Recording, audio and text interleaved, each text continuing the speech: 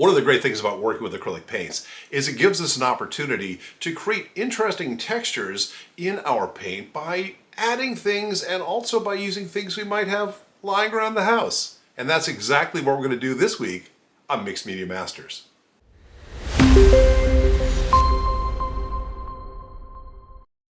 Hello makers, and welcome to the studio. If this is your first time here, then good to have you here. Welcome along. If you like working with abstract art and acrylic paints and watercolor paints and collage and all sorts of things, this might be the place for you. We'd love to have you join us on a regular basis. We drop a video every single week exploring what's going on in creation of all sorts of things. And this week, no exception. Now this week we're going to pick up a little bit on what we started last week, which was how can we create some interesting effects when we're working with acrylic paints. Now last week we really focused on brush effects. If I use different brushes, what kind of results can I get? This week we're going to talk about different textures we can create with, I don't know, materials we might have just lying around the house. And I want to start with a couple of explorations. We're going to be working on these just simple, kind of, it's a laboratory, right? So we have these 6 inches by 6 inch pieces of Strathmore heavy-duty watercolor paper, and I'll put a link down below if you're interested in finding this. It's my go-to paper. I love it. It takes a fair amount of abuse and wet. One of the things I want to be able to do now is just say, if I wanted to create something, and by the way, I have a standard palette set up here with some basic colors. So I'm just going to get some painting going on in here. Let me grab some red and yellow. Those are colors that will do a fairly good job of working together. And what I want to do is I want to kind of get in here and I want to do a fairly good job of getting my piece of paper covered with different pigments here. So let me get the yellow in here, and I might even wet it down a little bit. It's a little thick, and so by adding a little bit of water from my cleaning jar, don't tell anyone, I can come in here and I can really just make my paint spread a little bit better and kind of get in here as well. There we go. That looks good. Now that's going to be working with some of the yellow. I'm going to do something similar with the red. I'm not even going to clean my brush. How about that? I'm just going to come in here and say, let's get some of this red color down here. Another blob in here.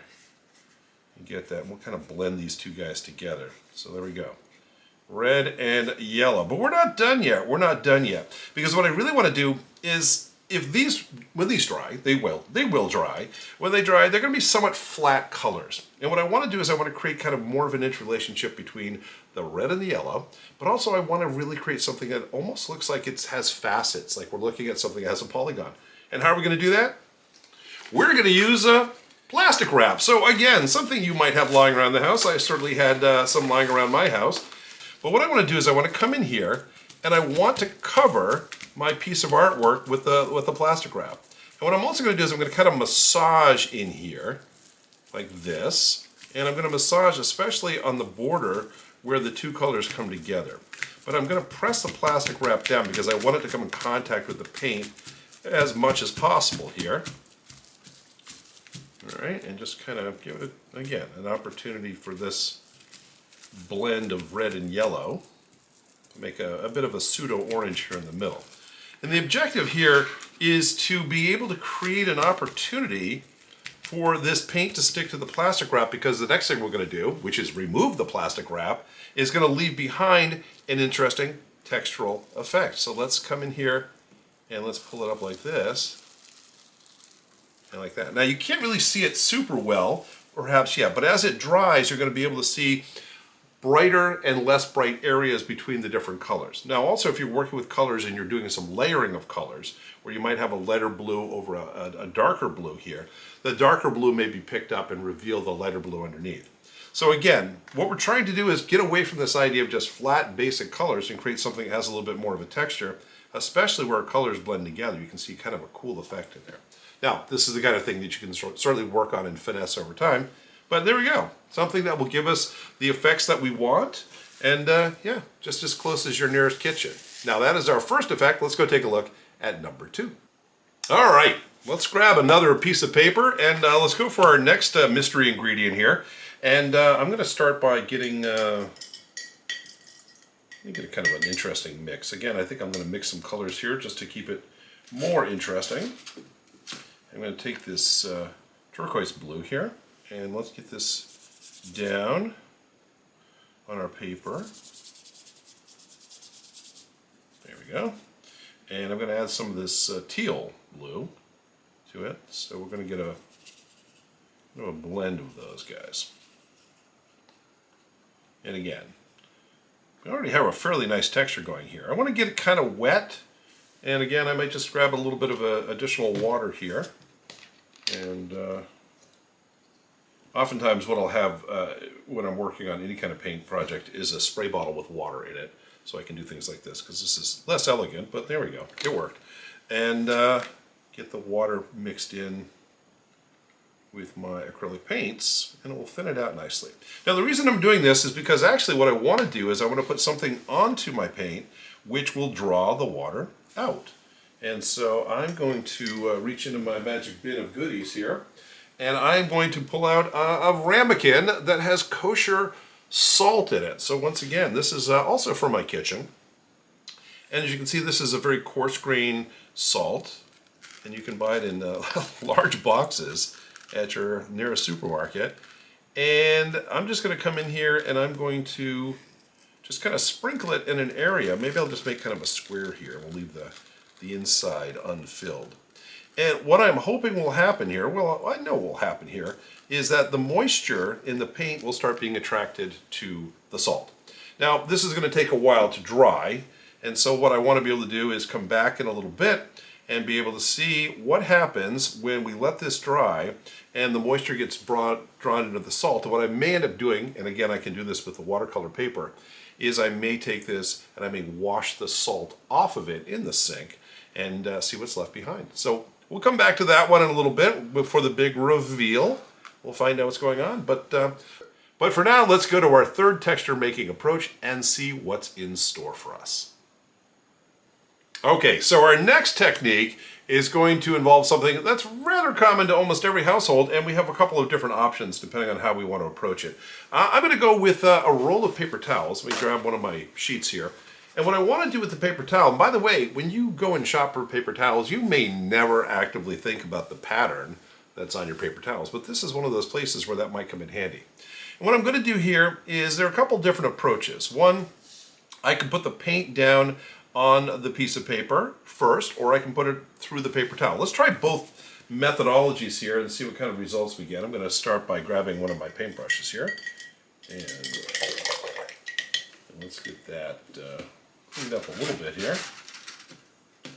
And I'm going to pick up some of this teal blue, and I'm going to put it onto the piece of paper directly. And again, I want to create something that's a little bit wet, because that's going to help me with the texturization that I'm looking for here. Might need some more paint, but this will get us there most of the way. And let me get some wet on my brush and get this area pretty wet. And I'm going to get a little bit more water in here as well. All right. Now the objective overall, again, when we're working on a piece of paper like this, is now, can I come in with a piece of paper towel and use it almost like a blotter, where I'm going to pat that down or place it there and pull out as much water as I can and then peel it off. Let's give that a try. I'm going to come in here. I'm going to put my paper towel down over my painted area here and press down on it. Give it a moment to absorb as much moisture as I can. There we go. Looks like it's pretty good. And then I'm going to peel the whole thing up and see what kind of results we get. Okay? Now it's very subtle, but again, you can see some of the holes, or the square holes, that are included as part of the paper towel. So that's a pretty interesting effect if that's the kind of thing you want. So that's one thing. Let's grab another. And this time, what I'm going to do is I'm going to put the paper towel onto the piece of paper, and I'm going to use a fairly liquefied version. I have some paint here that has been watered down and is in a squeeze bottle. And I'm going to come in here and I'm going to just kind of give it a little bit of a squeeze onto the paper towel above my paper. That's one of my colors. And I have a second color here. I'm going to grab this purple, and let's do the same thing. We just kind of squirt it into this area here. Now what I'm doing here that's a little bit different is I'm letting the paint and the wetness soak down through the paper towel to get onto the paper that's underneath. And if I peel it back a little bit, again, it's not really doing a whole heck of a lot. So one of the things I might want to do is fold my paper towel over and kind of pat it down through. I'm going to apply a little bit of pressure here so I can push it down toward the paper as well as up to the second layer of the paper towel I have here on top. Okay, but I'm trying to get that moisture kind of corralled. And once I have that done, then it's just an opportunity to peel, peel, peel. And again, you can start to see the different effects that we might have here with the paint colors that are coming through. So that is just, again, it's an easy enough thing to experiment with, but as you can see, we can either work on paint that's already on the paper or use the paper towel to, in essence, apply the paint to the paper and get some very different effects as a result of this. So again, something to play around with, but it's something that you might have some interesting opportunities to work with. By the way, speaking of which, I'm going to show you a variation on this theme. We'll consider it within the paper towel realm. Some toilet paper. That's right. I'm going to use, grab the length of toilet paper here, and I'm going to do something very similar. Let me take a square and drop it onto this piece of scrap paper here. Let's use some similar colors to what we just had. Again, I'm going to come in here and add some orange on this side. And I have a blue color here. Let's put that blue in the middle. Make that kind of wet. Make that go through. And then what do we have? We'll do the purple again. We'll do that purple right down here like that. Okay. Now, the thing that's very different here about paper towel and toilet paper is really the fineness of the material, right? The paper towel, it's designed to be more coarse. And nobody really said, you know what would be great about toilet paper, let's make it more coarse. And so as a result, it's a lot finer. And again, what's happening here is the paint is soaking down through, and we might need to help it out a little bit. So one of the things that I can do here is if I take a piece of paper towel and put that over the top, then I can press down on here, and the paper towel will absorb some of the moisture, but some of it also will be pushed toward the paper. Now, the fundamental difference here is one of subtle degrees perhaps, but I'm going to come in here and I'm going to now peel up. And what I want you to notice is that this time the colors that are being revealed are much softer. Let's compare this to what we had with our previous, where we see the texture, and that's really the point. And in this one, we're getting really things that almost like they've been painted on using a very soft brush. So again, we can get some different effects using toilet paper versus paper towel versus toilet paper, but just want you to be aware. Both of those are options in our texturizing and working with paints. Fantastic, let's take a look at our next opportunity. Okay, our next technique, well, again, not the kind of thing that might be common in every household, but I have one in mind, and that is a can of air. This is dust off. This is used for cleaning out computer keyboards and electronics and just blowing the dust off of things, but any abstract artist will find that this is a handy tool to have if you need to create something that's a little unusual. Let me share with you what I'm talking about. I'm going to go in here. Let's work with a little bit of red here to begin with. I'm going to take and I'm going to put a blob of red on my paper here. Now I have protected around my paper a large sheet of just foam that came as packaging for something, and I keep it in the background here because what I don't want to do is necessarily redecorate my studio by putting paint everywhere. So I'm going to be a little careful here, and what I'm going to do is I'm going to approach my paint and I'm going to use the air to kind of drive it around the paper a little bit. See I do this, and it creates a very again organic kind of look and feel.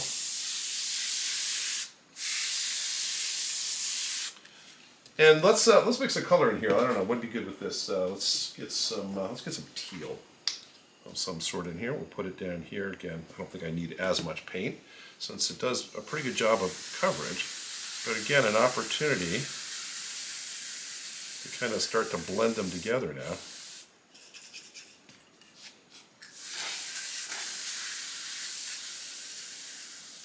The bottom line is that it allows us an opportunity to put some dots of color and then really spread them around using our compressed air and create an interesting effect. So that's what we're looking for. It's something textural.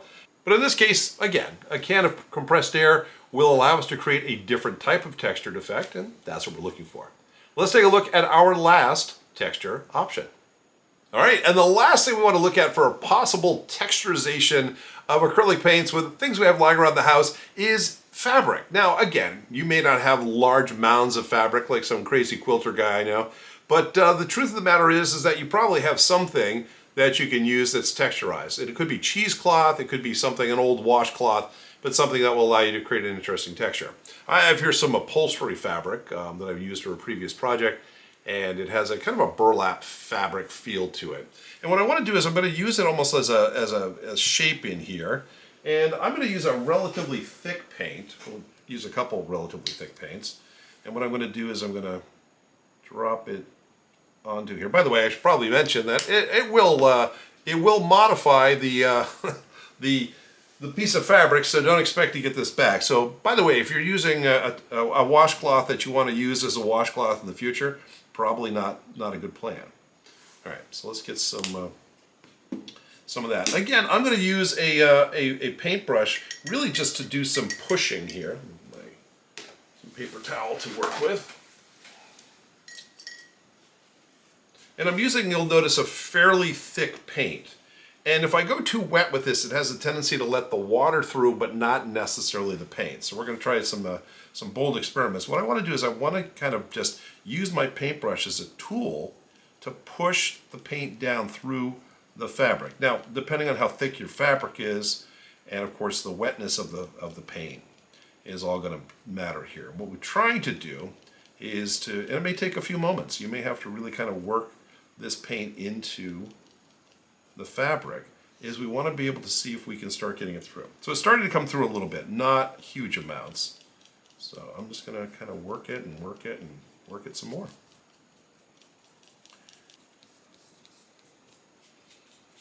Okay, let's see how we're doing there. So some of it's coming through. Now I'm going to try something that I've not tried yet, and I'm not guaranteeing the results, but I'm going to use one of my brayer rollers. So by the way, this is just a platen roller. It's known as a brayer. It's used in printmaking to take ink or paint from one surface and put it onto basically your printing press.